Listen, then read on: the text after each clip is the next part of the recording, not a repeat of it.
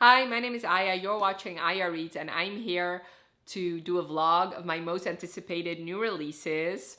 So I'm going to be reading 3 books in this vlog. The first one is going to be The Witch Queen of Halloween. So this is the newest book in the Immortals After Dark series by Kresley Cole.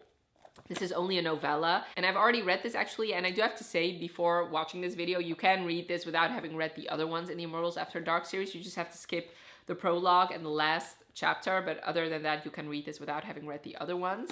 The next book I'm going to be reading is Just for the Summer by Abby Jimenez. This is her newest book, and yeah, cannot wait to read this one. I actually started it already, and I'm going to give you all of my thoughts in the vlog.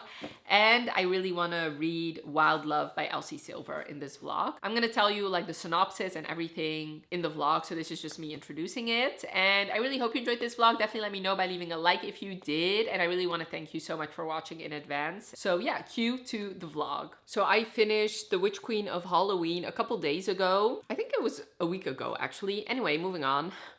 This is the 18.5 book in Kresley Cole's Immortals After Dark series. In this book you follow Rook and Poppy, and Immortals After Dark is a series of standalone romances, although technically not standalone romances, but they're different romances involving the fated mate trope. This one also has a fated mate aspect. So Rook you have seen in a previous book. He's a smoke demon, and basically smoke demons, every time they sleep with somebody, that person has the power to summon them. So that's basically what's happening in his life. Every time he sleeps with a woman, she can summon him. And 2 years ago, he went on this date with this witch named Poppy because they're both mercenaries and they kept running into each other while they were doing these jobs. So they went on this date, but on this date, he got summoned.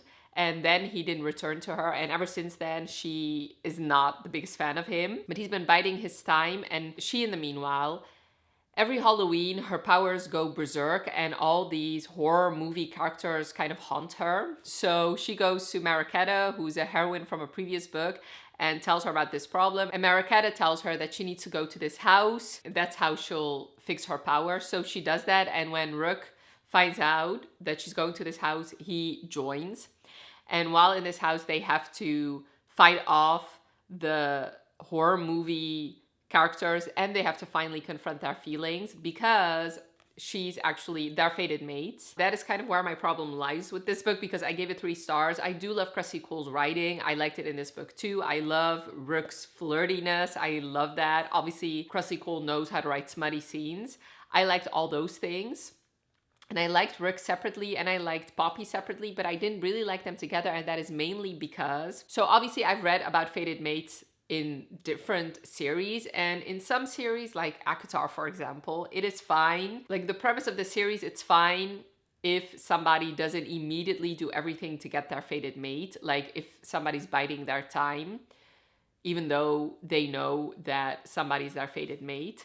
In this series, however, the groundwork has already been laid that once a man or male knows that he has a fated mate, he will do anything and everything in his power to get said mate.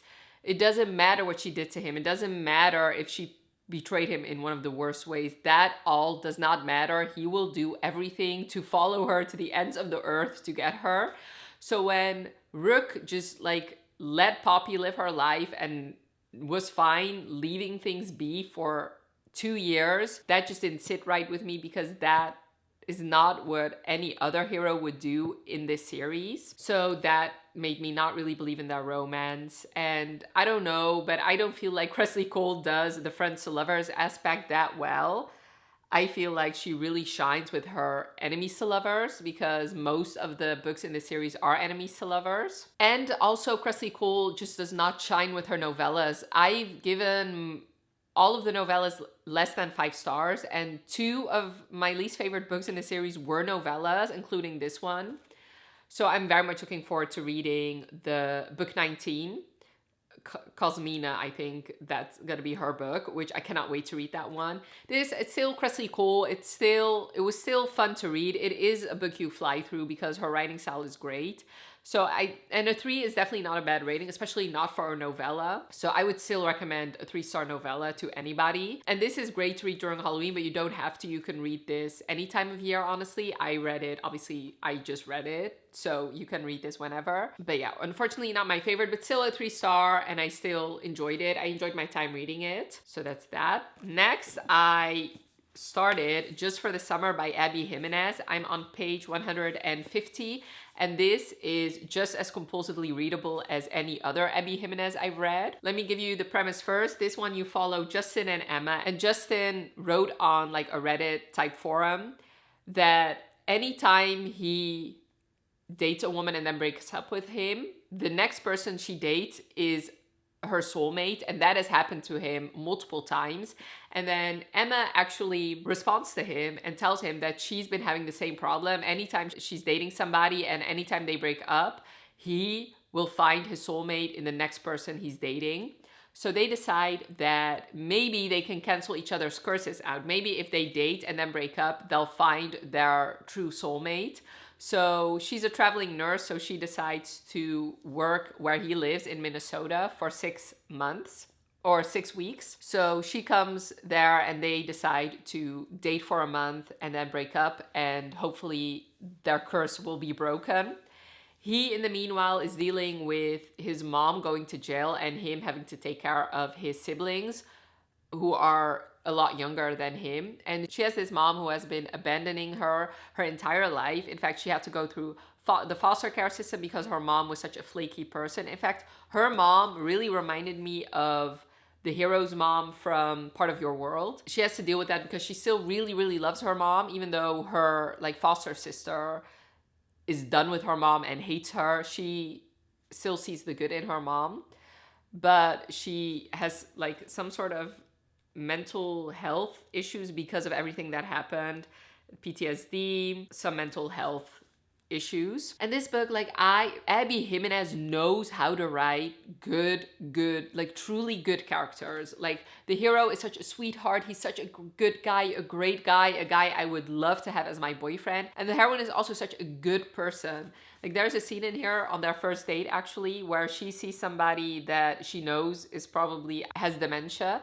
And the way she took care of that lady, even though she didn't know anything that was going, like she didn't know her at all, was so sweet and such a nice thing to do. This also has a connection to Yours Truly because Justin is Benny, Brianna's brother's best friend. So you actually saw him in Yours Truly, and you see Benny in here, and Brianna and Jacob also get mentioned. So that was great. And I actually went back and searched up Justin's name in Yours Truly, and that also just proved to me what a great friend he was. I'm really, really enjoying this book. Although I do have to say, with Abby Jimenez, even though I've given both books I read by her 4 stars, so Yours Truly and Part of Your World, while I was reading it, they gave me 5-star feelings because what I love about this book, I also loved about the other books. The only problem I had with those 2 other books is that I love in my romances when my characters are actually happy and together for a good portion of the book, and that just wasn't the case in those 2 books. Most of that book was spent either, like for example with Yours Truly, most of that book was spent them fake dating, and once they actually got around to dating, the 3rd act breakup happened very quickly, and then you never really got to see them happy and in love. Whereas I did love a lot of other things about those other books. Like I love the characters, I love their romance, and that is everything I love about this book too. I love the characters, I love the romance, I love the side characters. In fact, this might be a series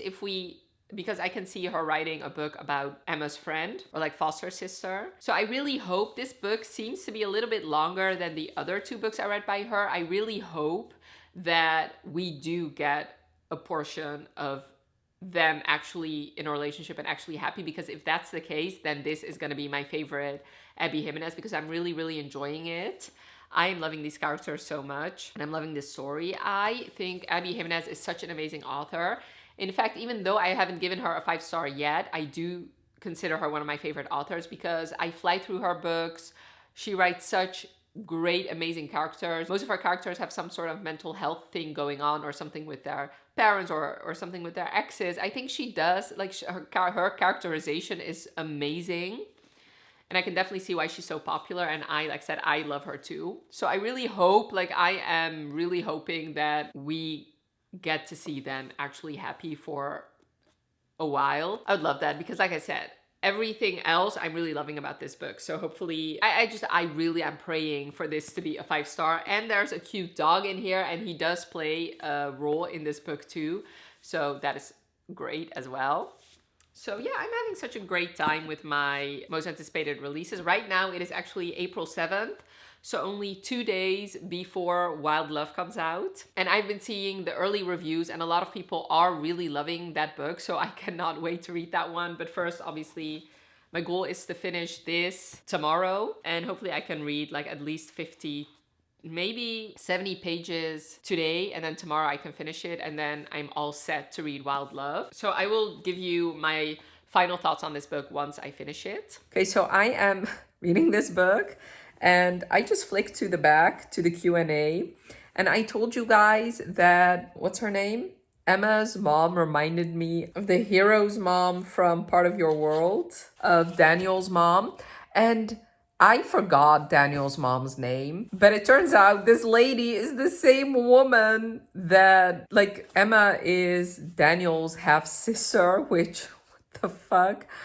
This just proves to me how amazing of an author Abby is, because right when she started talking about her mom and right when we saw her, she reminded me so much of Daniel's mom. And what the fuck, it's actually her.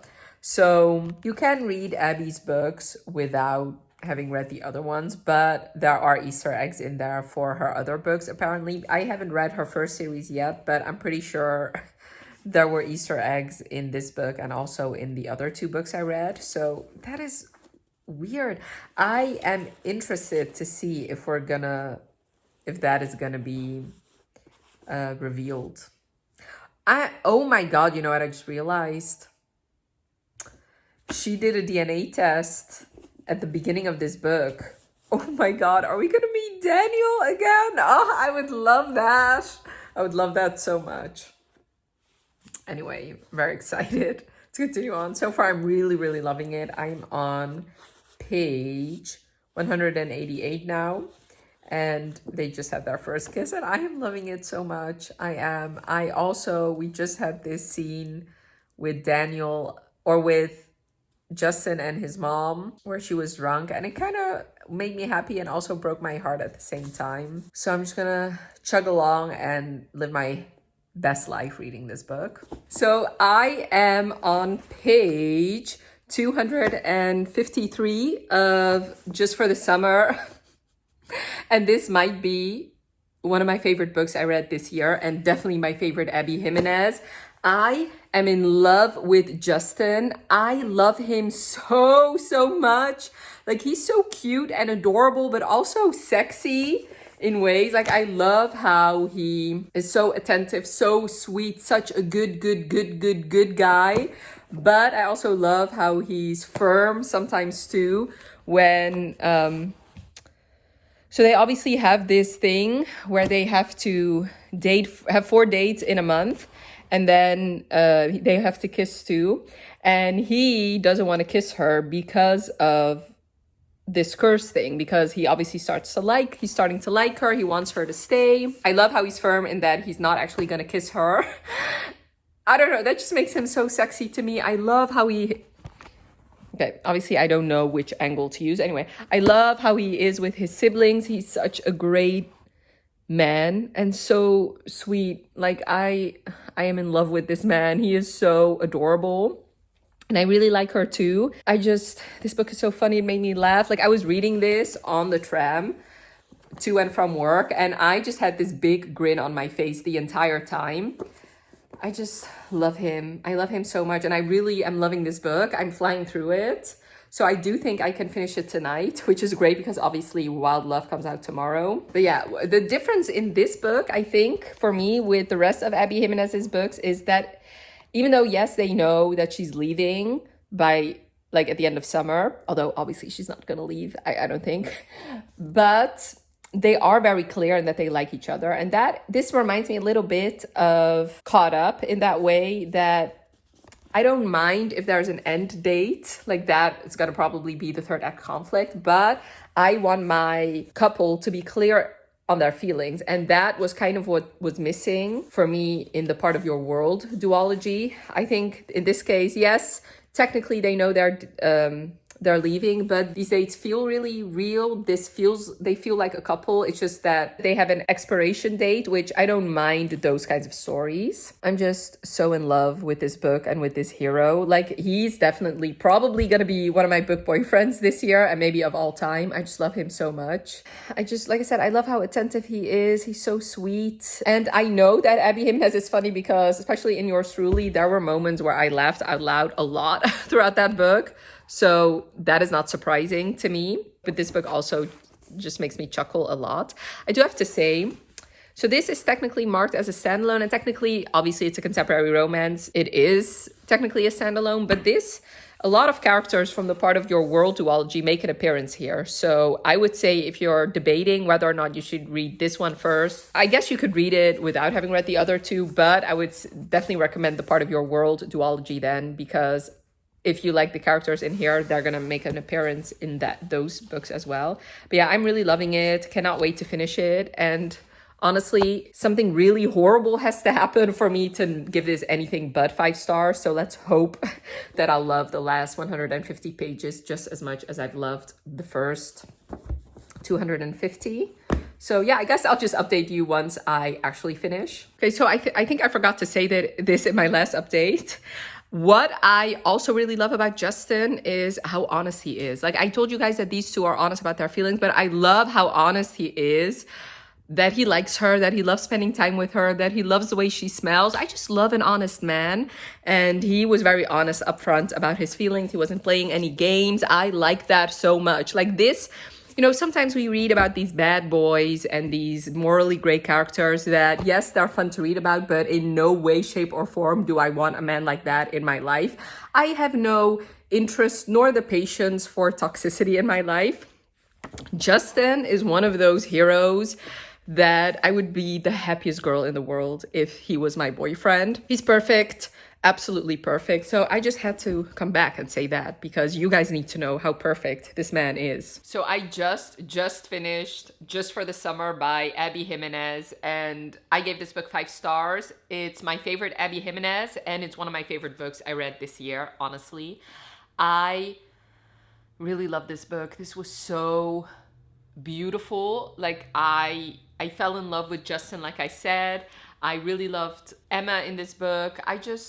I love them both so much, and the third act conflict made all the sense in the world. And I also loved how she got to where she eventually got in this book, who helped her, how she got there, what else, like the fact that she got therapy and that helped her. I really loved seeing that. I do have to say, you can read this without having read any other Abby Jimenez book, honestly, but I do think that reading at least part of your world, but also yours truly, will definitely add to the experience because a lot of characters from that book make an appearance in here. Yeah, I really loved it. I don't know what else I can say about this book that will make you want to read it, but I would highly, highly, highly recommend it. This was so beautiful. I loved every single thing in this book. Like, I tapped the hell out of this, and I actually, while I was on the tram, I read a big chunk that I have not tabbed yet, that I still need to.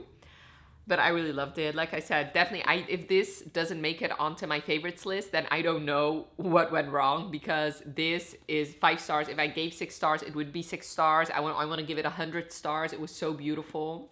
I am so glad I finally have an Abby Jimenez that I gave 5 stars. Yeah, I flew through it. But I do have to say that, like, I usually fly through her books because they're very compulsively readable for me.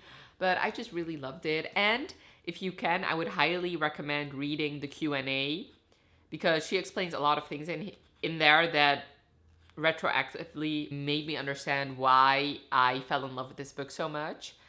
So yeah, I loved it. I don't know what else I can say. There is apparently a bonus chapter in like one of the editions about Doug that I really want to read. I think it was only like the Target edition, which obviously I cannot get since I don't live in the US. I am starting to really hate those special editions with like bonus chapters because if you don't live in the US, they are near impossible to get unless you get them online, which technically is illegal because the author did not agree to that. So I don't, anyway, that is a discussion for another day. I'm very glad I read it, and I'm very glad that I read it this early so I can be part of the hype train, because this book definitely deserves it. And yeah, right now it is 10 o'clock. I think I'm gonna go to bed early so that I can read Wild Love a little bit before I get to work, because I want to post this video on Wednesday. So that means I'd have to read it tomorrow. And tomorrow I have a pretty busy day at work. I don't have a lot of time to read. But then I do have to say, on Tuesday and Wednesday, I have a pretty long train ride, and I usually read a lot on those train rides. So I have high hopes that I can actually finish Wild Love on Wednesday. I guess you'll see me during like my first Wild Love update. Oh, you know what? I just forgot to mention. One thing I also really, really loved about this book were Justin's siblings. I love them so much, and I loved how they were flawed too, especially Sarah, that she had her own things going on. I loved their different ages. So there was a small one, a 4-year-old, and then 2 teenagers. I loved that. And I also loved his relationship with his siblings, and I also loved how much Emma grew to love them and how much they grew to love her. I thought that was such a nice addition to this book. It's a twist on the single dad romance. I really loved it. I enjoyed them very much. I've only read 3 books by her. I haven't seen her do kids yet, and I thought she did them perfectly. And especially Chelsea was just the most adorable little girl in the world. I really loved her. So I just got home to a package in the mail, and I'm pretty sure that this is Wild Love. So let me check. Yep. It's here. Oh, I actually already read and finished this. So let me first... So I started it yesterday, and I went to my parents' house, and on the way, all the trains were having such a difficult time. Like, I was getting home so late, but I mean, the upside to that is that I could read Wild Love while I was waiting for them to sort the trains out. But a downside is that when I got home, I got really tired. I fell asleep pretty quickly, and I also wanted to spend a little bit of time with my parents before I actually went to sleep. So I didn't have time for an update, so you're gonna get everything in one fell swoop. So Wild Love is the first book in Elsie Silver's new series called Rose Hill. So this book, you follow Ford Grant, who's Willa from Heartless, he's her brother, and Rosie. Rosie's Ford's best friend's little sister. So they grew up together. Well, technically they grew up together. He was always there in the summers, and Rose Hill, that's like the only place where he felt at home. It's the only place where he felt like he had people he trusted aside from his family, because if you don't remember, Ford's father and Willa's father was a very famous, or is a very famous, guitar player for this very famous band. So they pretty much grew up in the limelight. And ever since then, he has become a billionaire, or almost a billionaire. He had his own bar, and then he started like a Spotify type thing. And now, because of betrayals, he decided he wanted to get out of the city and go back to the place where he's always felt at home, which is Rose Hill, to spend time with his friend. Rosie has left Rose Hill for 10 years to start like a city life. But then one day her boss gropes her, and she threatens to go to HR, and instead he goes to HR and has her fired. So she goes back to the small town to stay with her brother for a while. And there she runs into Ford again, and she asks Ford if she can have a job at his, like, he wants to set up this whole new recording studio where artists can record without meddling labels, I'm pretty sure. So she asks for a job at his place, and he cannot deny her anything. So he says yes, because he has been pining for Rosie for years, like ever since he was a teenager, and she's been the one that got away. She's been the one that he's always loved, and nobody ever came close. But it's not all sunshine and rainbows for them, because I'm pretty sure like around the time that Rosie shows up, Ford gets the biggest surprise of his life, because a 12-year-old girl shows up and tells him that he's her biological father. Turns out when he was 19, he wanted to go to a concert, and his father didn't want to give him the money because he wanted to work for it. So instead, what did Ford do? He donated his sperm for $100. So Cora, the little girl, her father has passed away, and her mom has become clinically depressed. So she's basically looking for a place to stay, and Ford gives her that place. And while she's there, he falls in love with the little girl, but Rosie also falls in love with the little girl. And Rosie and Ford, well, Ford doesn't want to be just like her old boss, so he tries to keep things professional, but Rosie learns more about what happened in their past because they always bicker and they have this great banter, and she always thought that he hated her, but it wasn't that. It was basically his mechanism for keeping her at a distance because he didn't want to love his best friend's sister. So now they're back to bickering, but Rosie realizes that maybe there's something more going on, and he's not the quiet, nerdy guy he was. He's very handsome now. He has done things, like piney things in the past, that makes her see him in a different light and makes her see all these interactions in a different light. I really loved it. It's Elsie Silver. She's one of my favorite authors. I fell in love with this book. I gave it 5 stars. I loved the relationship between Rosie and Ford. I love how they constantly were bickering. I loved how their opposites attract. I love how he's grump, she's sunshine. And I also really love how honest they are with each other. And I really, really love this pining hero. One thing I also really loved was Cora. I thought she added such a great thing to this story.